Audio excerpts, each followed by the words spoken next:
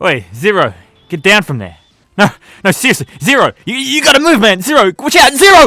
Good morning, viral gamers. I will be dropping the absolute bombshell that the whole ceiling sticking mechanic from X6 will not be returning in Viral Nightmare. I mean, okay, sure, it looks cool and is pretty unique, but let's be real here. What does it practically do? Like, at all? I mean, like, hey, good job, you're on the ceiling.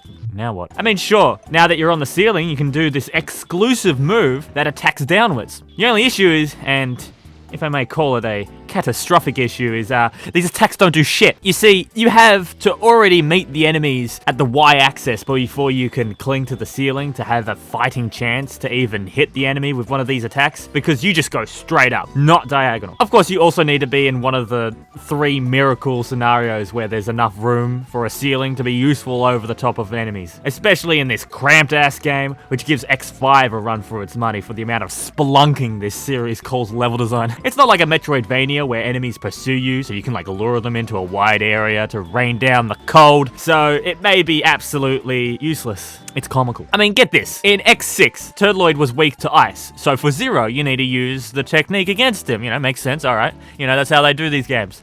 Too bad there's no ceiling for this boss fight, so it's literally not possible to use it. What? So if anyone could find an actual practical use for this technique that isn't immediately overshadowed by simply, I don't know, attacking like a normal person, make sure to let me know. Oh wait, you can use this technique to destroy the frozen floor from the nightmare effect. You know, you're gonna destroy that nightmare effect, but only in the recycle lab at this specific point. Also, call this nitpicking, but I hate the goofy ass super jump these guys get too. It looks dumb, and I don't know if it's just me, but it keeps fucking with my analog input, so I keep springing up in the air when I don't want to, because it's activated by using up and jump. Another X6 button mapping miracle right there. Also, another reason why I'm scrapping the ceiling mechanic is that I'm lazy. Yeah, I mean, if the ability is useless from the start, I'm not going to bust my ass trying to figure out how to do a ceiling collision mechanic and then somehow reverse gravity if I tried to make it a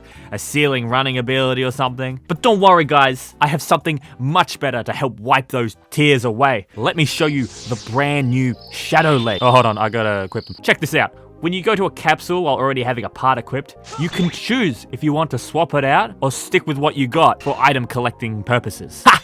Take that, X8! No, I don't want the damn Shadow Dash. Let's say you choose no. You want to select the armor part again on the change armor screen, which finally works now instead of teasing you for the past 6 months or however long this game has been out. Look at these fantastic sprites made by Alt Dark. The spriting community for Mega Man X is absolutely insane. So now here, you can swap your armor parts and also get a refresher on what they do if you somehow fell asleep listening to that old man yap about peace or whatever. Fine, Dr. Wowie. Here's the most daunting part of designing the Shadow Boots to be actually useful. Without the useless ceiling attack, let's say you're immune to spikes and can stick to walls like before. Fantastic. It's now just competing with the best air dash in the series, which allows you to dash in all 4 directions and can now be charged to deal damage as an attack, being great with both mobility and offense. God damn it. How the hell am I supposed to make something that works as an alternative to this? I'm not going to do a double jump idea because that, you know, that's like Zero's whole thing. But worry not, my friends, for I have come up with a solution. Instead of competing with the Mark Dash for aerial supremacy, it will now be the ultimate defensive part against hazardous terrain. Every time I record these videos, my cats start like congregating around me. My cat Pringles has now invited herself into my room. Yeah, cat, can you go away? I'm busy.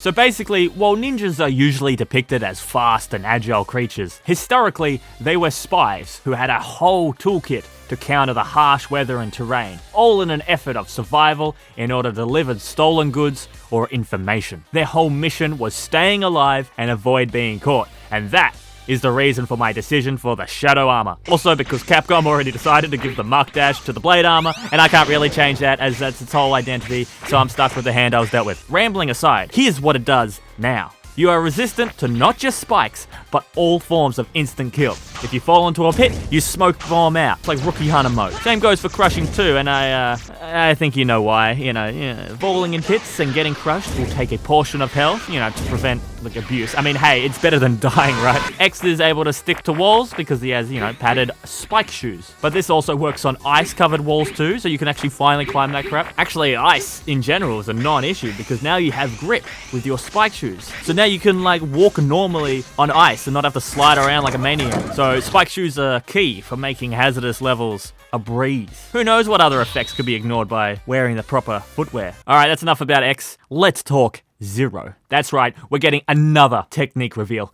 Isn't this exciting? And guess what? It's time for your favorite reoccurring section called Can He Pronounce the Technique? Today's technique is Hyoroga. Is that it? It's not Hyoroga, right? It's Hyoroga.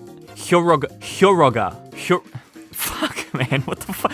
Who the fuck? Why'd they name all this shit kanji? Like, why didn't they translate all these names? Like, why is X? He's got like a whole, like, you know, they're all translated names, and you're like, oh yes, oh yes, I can remember that. But Zero, he just gets a bunch of fucking. Could you imagine, like, oh, they add like a new character, and like all his moves that he unlocks are all in like Arabic or some shit. Like, could you imagine that? Anyway, what do you think, folks? Did he get it right? Who cares? Hyoroga is now your classic uppercut move that is executed using up special while on the ground. It's got a whole new sprite to fit with Zero's design change in X6. I bet you're looking at this going, whatever, right? Like it's cool. It's you know, but it's another uppercut move. Like, who cares? But don't be so sure, for this has unique mechanics. If you hit enemies with this attack, it will inflict frost bite, which is a damage over time effect to squeeze out a little bit more of that bonus damage. This lasts for 3 seconds. However, the true power lies in its effectiveness against bosses. You see, Frostbite ignores iframes, so for your combo,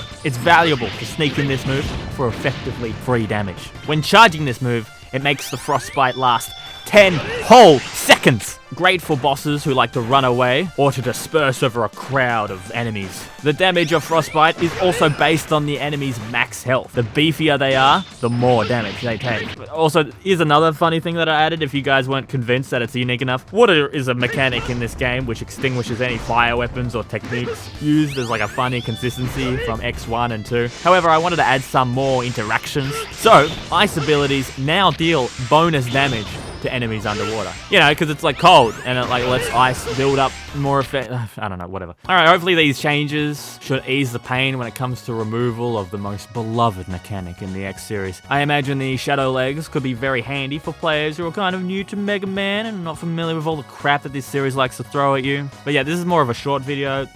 Expect some epic content to come later on. But if you want to join my Discord, make sure to do so. I've got some lovely updates for you guys, and if you wanna contribute to the project, make sure to join. Share your sprites. You know, if you don't even have to like contribute. If you have a cool game that you think people would like, just show up to the Discord and just show off like whatever your game you're making or whatever. Because everybody needs a space to show off their shit. You know what I'm saying?